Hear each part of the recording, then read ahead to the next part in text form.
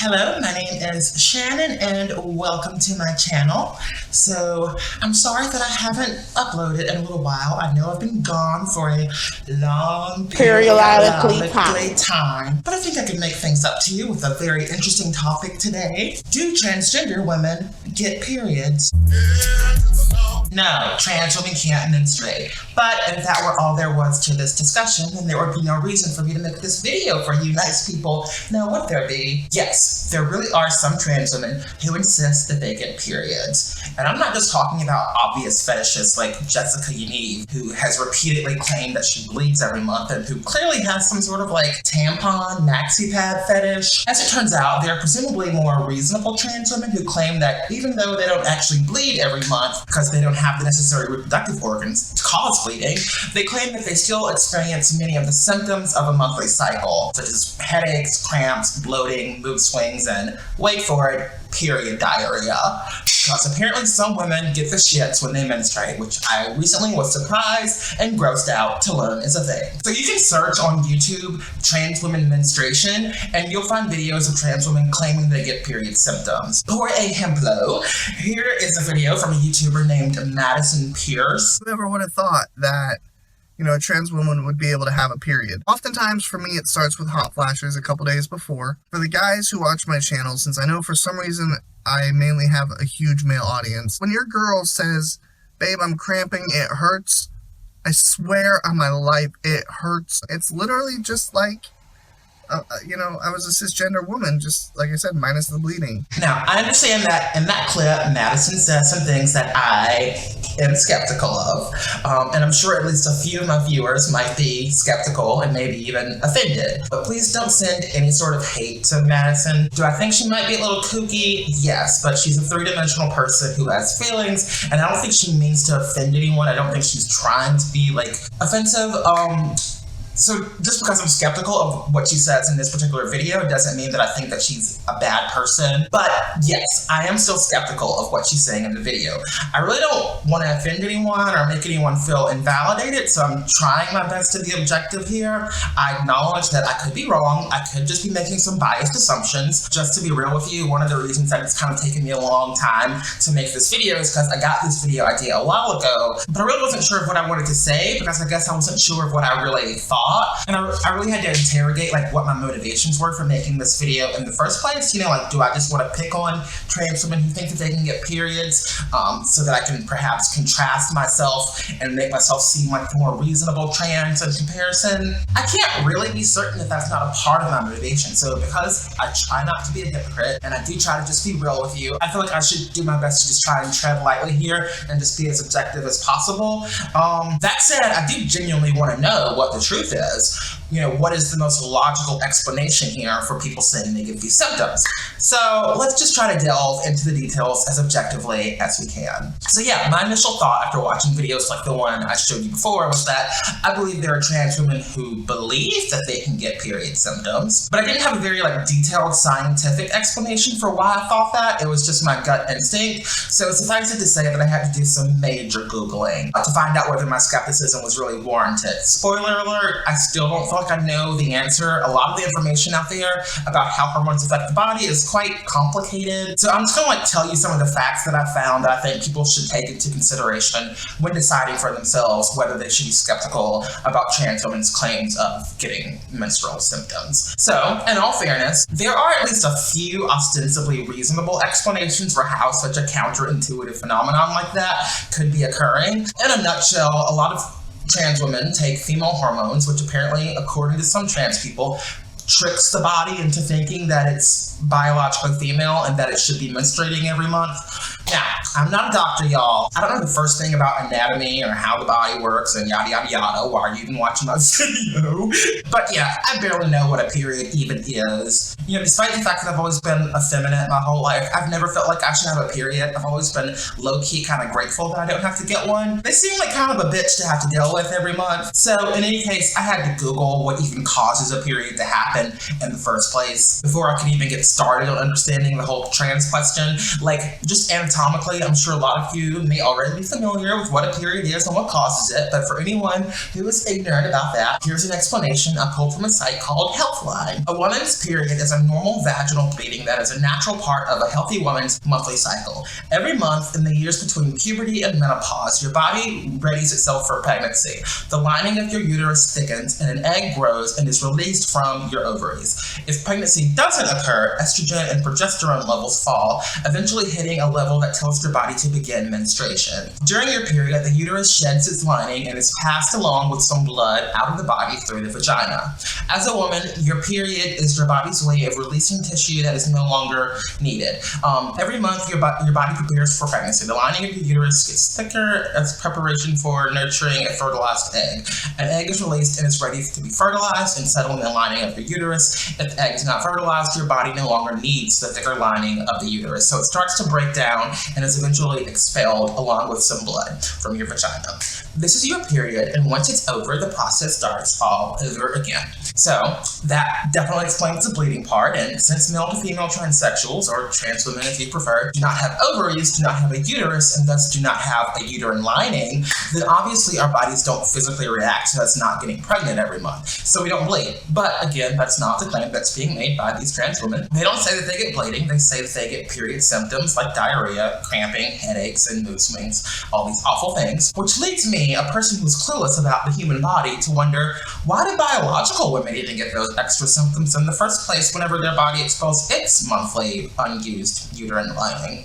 Well, I did a bit more Googling, and apparently the short answer for most of the said symptoms is they are caused by changes in the body's hormone levels, like estrogen and progesterone levels. Although the cramping that women commonly experience is a direct result of the uterus contracting to help expel its lining, it sounds like the mood swings, headaches, and diarrheas, oh, Mom, you made me giggle. She's talking about them diarrheas. Are all caused by hormonal fluctuations. So, if that's the case, how could trans women even get those symptoms? Given the way that hormone replacement therapy works, it being a constant dose of the same amount of female hormones, how could a trans woman experience the symptoms that result in part from hormone fluctuation? And why would they be experiencing these symptoms on any sort of predictable monthly cycle? That just doesn't make sense. Well, apparently one explanation I found for this is that trans women who take injectable estrogen shots do experience a monthly fluctuation in their hormone cycle just because of the way that the shots sometimes are administered. I've only ever taken estrogen patches, so that would theoretically explain why I've never had the same hormone fluctuation and thus haven't experienced any obvious PMS-like symptoms. You know, I get a little moody sometimes, but I've been moody my entire life, so I don't think that's caused by the estrogen. All of this being said, I really don't comprehend the way hormones affect the body well enough to really know if the fluctuations caused by injectable estrogen would be enough to cause PMS symptoms. So, like, without more information, I think it's only fair for me to just assume in good faith that this medically induced fluctuation in hormone exposure is in fact a good explanation, since on the surface, it certainly sounds like it makes logical sense. So, with that being said, mystery solved. Video over, thank you for watching, and please subscribe. Just kidding! It turns out, after reading some very pro-trans women get periods too editorials online, isn't it funny how you can so often predict an author's stance based just on the publication they're writing for? Anyway, it turns out that trans women who take estrogen via pill form or patch form have also claimed to experience PMS symptoms. And it doesn't even seem to matter how long they've been on HRT. Some trans women claim to have these symptoms after a few years on HRT, while others claim to have these symptoms after just a few months. So, like, I'm very confused. This wasn't a question that I could answer with a simple Google search, so I had to resort to crowdsourcing information from the Blanchardism Reddit thread that I follow. That's right, we're going to talk about Dr. Blanchard and the A word in this video, but hold your horses before we get to it. In any case, I posted a question in the thread and I got a few responses. Most of the responses were from people who were just as skeptical as I was, people who also assumed this was a manifestation of autogynephilia perhaps, but a lot of the comments who below weren't very very detailed. It was just them telling me their opinion, and that's not particularly helpful for a video like this. The most detailed comment I got was from a person who wasn't sure if PMS symptoms are actually possible for trans women, but they were able to provide an additional potential explanation for how it theoretically could occur if it does occur. According to this Reddit user, they got into a conversation with another person who posed the question, and the two decided to put their heads together to see if it made sense. So here's a description that the Reddit user gave me of what they discussed. According to them, at the beginning of the conversation, we identified two major limits to the possibility of trans women getting periods. One, do some trans women have the hormone variations over time necessary to have PMS symptoms? Two, do some trans women have the organs that cause PMS symptoms? Critics of the idea that trans women had periods believed that neither one nor two was the case, and that therefore trans women could not have PMS symptoms. I'm not well versed in biology, so I can't guarantee the accuracy of our conclusions, but here's what I ended up figuring from the conversation on it. The primary symptom we considered were cramps, which in cis women are apparently due to muscles in the uterus. When their progesterone levels drop as part of their cycle, some fatty acids are released, which leads to a cascade of hormones that eventually trigger the uterus muscle cramps. This then lets us address questions 1 and 2. AFAIK, I don't know what that is. Some trans women, example given those who take progesterone, totally can end up with the necessary hormone drop to trigger this cascade. You might think that the answer to question 2 is that trans women don't have the organs though, but that's not quite right. While trans women don't have a uterus, they have a prostatic ventricle, which is homologous to the uterus, and which also has the muscles in question. So the answers to 1 and 2 appear to be yes and yes.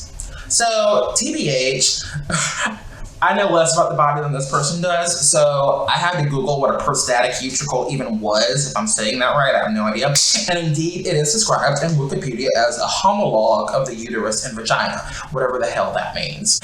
So I assume that much of what this person has to say is probably also accurate, although it's worth noting that their comment did receive a great deal of pushback from other Reddit users. Mostly it was users questioning whether the prostatic ventricle is a big enough muscle to cause cramps similar to menstrual cramps, which is a question I'm nowhere near educated enough to answer. If any of you watching this knows the answer to that question, then feel free to educate me in the comments down below. Look at me crowdsourcing information again. But for the time being, I'm willing to believe that taking progesterone is a reasonable potential explanation for why some trans women might be experiencing this. I'm not sure if there would have to be some sort of inconsistency and fluctuation in the progesterone dose, but I'm assuming there'd be another explanation. I don't know. But even if the two potential explanations for this male to female transgender period symptoms that we discussed so far, fluctuations in injectable estrogen doses, as well as the added use of progesterone, even if they are in fact accurate, what about a trans woman who takes her hormones in pill form and who doesn't take progesterone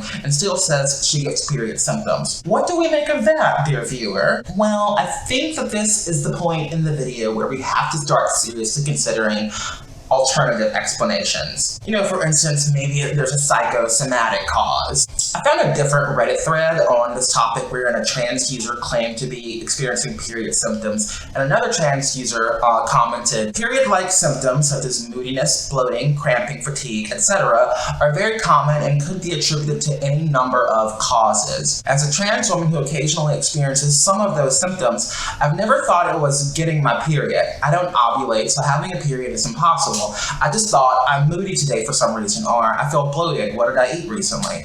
I disagree with your doctor that the symptoms are psychosomatic. Trans women, like many people, do experience some of these symptoms. They just attribute them to the wrong cause. Again, the symptoms are so common that anything other than periods could be causing them. So, in other words, what might be happening with a lot of trans women who claim to get periods is that they are engaging in retrofitting, recalling certain times when they've been a little bit moody or had an upset stomach, and sort of putting those events together in their head to convince themselves that it's all a part of a larger pattern of them getting a period. Either that or the brain just straight up sends certain signals to accommodate a trans person's wishful thinking, which, given my ignorance of how the brain works, I have no real research data to prove that never happens. I mean, I feel like I'm kind of like grasping at straws here to find like good explanations for this, and I guess that's in part because I just really can't relate to this desire to have a period in the first place. I mean, I was pretty surprised whenever I was like researching this video to see how many trans women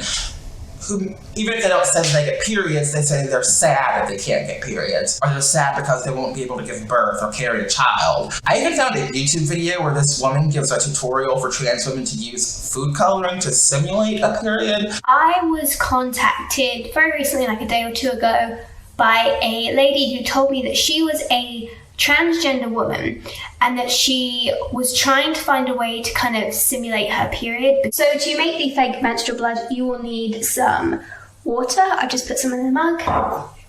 Black food colouring and red food colouring. Which honestly just kind of blew my mind. Like, I guess I get where I think some of these trans women are coming from. They're lamenting the fact that they don't get to have these sort of rites of passage that define womanhood in a lot of people's eyes. A lot of trans women lament that they can't become a mother naturally, and I certainly wish that I could have kids, have my own kids, and raise a family, so I empathize on a basic level with that. But some of these posts and tweets I see from trans women who are insisting that they get periods every month just really puzzles me. Sometimes it really seems like there's something else going on there. Specifically, there are some posts by some trans women about this where autogynephilia is the immediate explanation to come to mind. Not because you want to be malicious, which I don't think there's anything shameful or bad about being autogynephilic. It's just something that some people are. I've had strange, non-painful bleeding in my crotch area. Happens about once every 2 months. I also seem to go into some kind of emotional overdrive state, but I got checked for being intersex and it went negative.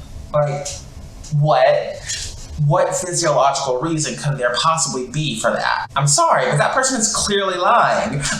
I've also seen tweets by trans women taking HRT who claim that they not only get their periods, but they'll claim things like that their period has been syncing up with their girlfriend's period or their wife's period or whatever woman is living around them, which also strikes me as bogus. Like, period syncing is largely believed to be a myth. There was some study forever ago that implied that, or said explicitly that said something like women when they live together, their periods sync because their pheromones interact with each other or something. This is bogus. This study has been disputed, has not been able to be replicated. The more reasonable explanation is that women's menstrual timelines are sort of variable. So whenever two or more biological women live together for a long amount of time, their menstrual cycles are bound to occur around the same time on at least one or two occasions, but your period doesn't actually sync up. It's not actually caused by pheromones. It's just something that occurs because of timing. So the fact that some of these trans women think that they're syncing with their girlfriend, it just sounds like maybe in their heads they're trying to live out some sort of real girl fantasy. Same goes for the trans woman who literally claims to get non-painful bleeding in their crotch area. Like, come on, let's be real. An objective person knows that if you're biologically male and you're getting bleeding out of your penis on a monthly or semi-monthly basis, that's probably something you need to see a doctor about. Probably not good. Probably indicative of some disease or other ailment you may have. But I feel like in this person's mind, I think they're lying. I think it's a fantasy that they're living out and commenting, saying they get this on Reddit as a way of living out that fantasy. I think in their mind, if that were to actually occur, it would be not because they have some sort of ailment they need to see a doctor about. It would be because really, even though they have a penis, they're a girl, which is why they get their period or why they're bleeding.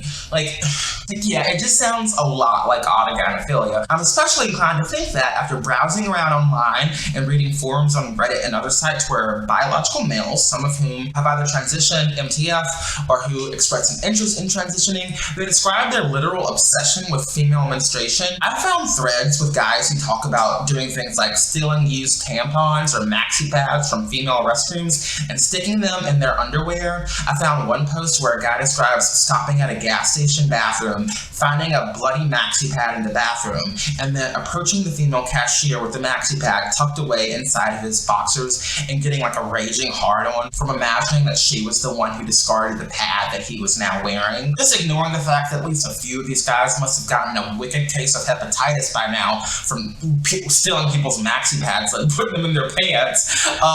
We have to acknowledge this behavior for what it is. It's autogynephilia. I've found posts from biological males, whether transitioned or pre-transition, who will literally buy a pack of maxi pads and urinate in them throughout the day so that they can pretend that they're on their period. Like, I'm sorry, but no trans person wants to be a woman so badly that they'll walk around all day in their own urine like a baby with a soiled diaper, unless they're trying to live out some sort of sexual fantasy. If you Google menstruation fetish, you will find threads where guys are literally posting pictures of women with blood coming out of their vaginas and getting off to it. What's also interesting is, like, I recall, like, one of the original Reddit thread that I showed you guys, one of the people commented that the phenomenon of MTF transsexuals claiming to get periods actually predates the widespread use of hormone therapy among transsexuals. So MTF transsexuals 50, however many years ago, who weren't even on hormones were claiming that they got their periods, or that they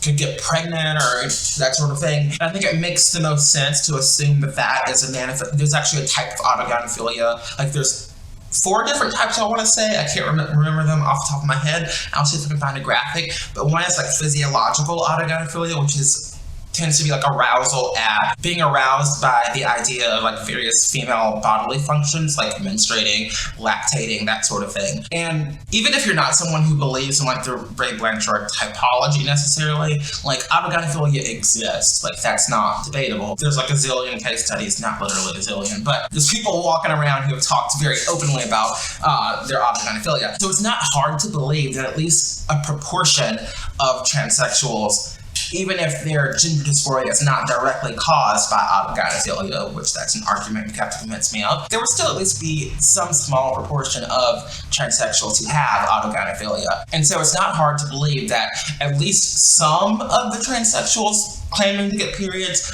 might actually be living out a physiological autogynephilic fantasy. Now, because we have reasonable explanations for other causes, for things that could genuinely cause period symptoms, I'm inclined to say that if you meet a transsexual who tells you, I get period symptoms every month or semi-monthly, you can't, like, it's totally possible that it's the progesterone, it's the way that the hormones are being administered causing fluctuations. It could be that, it could be autogynephilia. Like, I think it's reasonable to assume that there are probably multiple causes, and you just have to like look at it like on a case-by-case basis. I have to say, as a transsexual, like, I find it a little bit like embarrassing that this is something that we have to talk about. You know what I mean? Like there's genuine issues that transsexuals face that I think would be nice to discuss. This, however, is just silly to me. Like, even if you are getting period symptoms every month, I think just like philosophically speaking, it's weird to call that a period, because a period is something that occurs in biological women, and it has like a specific biological function to facilitate the biological female's role in reproduction, to prepare the body for the possibility of pregnancy. A period is not just a collection of unpleasant symptoms that occur every month. Like, it's a function of certain organs that are designed to lead to a specific outcome. Like, there's nothing grand or holy about it, in my opinion. It's just a fact of humanity. Like, it's a fact of this is something that female bodies do. I know there are some women, especially feminists, who like really ascribe a lot of meaning to their reproductive role and their vaginas and all of that stuff, and it's something that seems like a little bit odd to me, but you know, I don't have a vagina, so I don't have that experience, so it's just not something I'm able to relate to. But like, the point is that, like, to me, like, it's just one of many bodily functions, except in this case, menstruation occurs in biological females in order to facilitate their reproductive role. So to me, ascribing a lot of meaning to it is almost similar to ascribing a lot of meaning to just like pooping or something, which I know that like pooping is just helping your body to survive by getting rid of excrement, whereas menstruating is literally a product of producing new generations, and like that's certainly very meaningful. So I get why people would ascribe meaning to that function, but it's still just a function. Like, and I feel like, I don't know if I can describe this thought in a particularly articulate way, but I do feel like it's almost ironic in a sense, you know, the fact that there are these trans women out here, whether they're autogynephilic or something else, there are these trans women out here who, in their minds, a period is a collection of symptoms that indicate womanhood, and they want to be perceived as women or what have you, and they claim, whether falsely or not, that they get periods, or they get things that are similar to periods, which validates their womanhood. It's almost a little ironic because they're effectively associating periods with womanhood. So when you like browse leftist internet, browse like leftist editorials that have been written on this topic, on the topic of trans women periods, you either get articles from people saying womanhood is not defined by periods, women can have penises, women can be people who have penises and don't get periods. And then you get articles saying, yes, trans women do get periods. And even though they don't say it explicitly, like it's kind of implied that it's a female rite of passage, and of course trans women would get that, and they give the explanation of being on the hormones, but the overall message is trans women are women, and so some trans women get periods or whatever. And it almost like reaffirms the other, the other argument that womanhood's not associated with femininity. It almost reaffirms the side that those people are usually arguing against, you know, the J.K. Rowling type of people who are posting things like people who menstruate is just a ridiculous term that really means women. Like, they are defining womanhood around menstruating. They are helping to reaffirm the idea that menstruation is a definitive part of womanhood.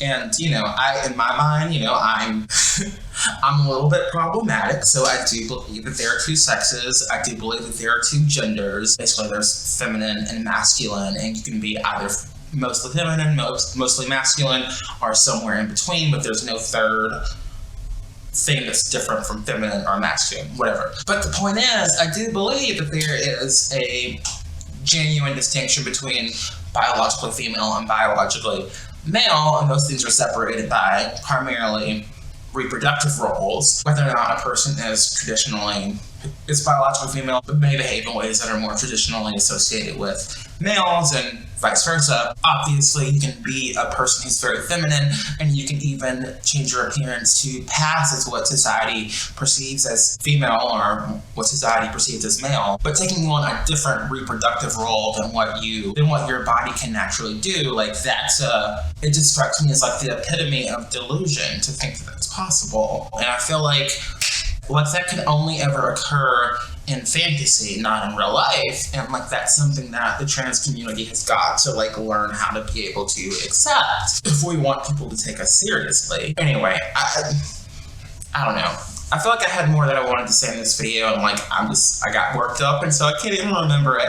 But maybe I'll make a part 2. We'll see. In any case, I'm sorry I haven't made a video in a while, and I know it's kind of lame. It's kind of like cliche for YouTubers to get on a video and be like, "I'm sorry, I haven't been on in a while. My life has just been so hard, much more stressful than anyone else's." And so I don't want to come off that way. I do have like a little bit of like performance anxiety when it comes to doing videos. Like, I want to like make sure whenever I do a video that like I have something to say, you know what I mean? Like, I'm not just hopping on just for the sake of hopping on. So I'm trying to like work on writing out scripts, figuring out what I want to say, and doing it just on a more timely basis, and that's my own process I have to work out. But hopefully I'll be back in front of you, talking to you again soon about something else. If you have topics that you find interesting and that you think you might want to hear my perspective on, then I'd love to talk about it. Just let me know in the comment section below. Ask me anything you want to ask me. And while you're at it, if you haven't already, please hit subscribe, and please also like this video for the algorithm. I want to say thank you to all of my new subscribers. Last time I checked, I was like very close to being at 400. It might be over 400 by the time that I post this video. And like, that's like, I know that that's like a really small number when it comes to YouTube, but like for me, like when you start out with like 30 subscribers, 90 subscribers, 120 subscribers, getting to 400, it's like a milestone for me. So I just want to say thank you, and like I really appreciate that. I check my subscriber count every day, and it still makes my day whenever I get any new subscribers. So thank you, and I hope that I can continue to provide you content that you find interesting. So that being said, thank you for watching, and I will see you guys next time. Bye, y'all.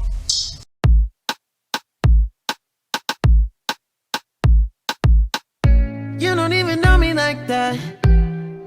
Are you pressed for time? Put you in my mind. Come a little closer like that. Staying up all night, throwing drinks back. Blue eyes, smiling while you're cursing.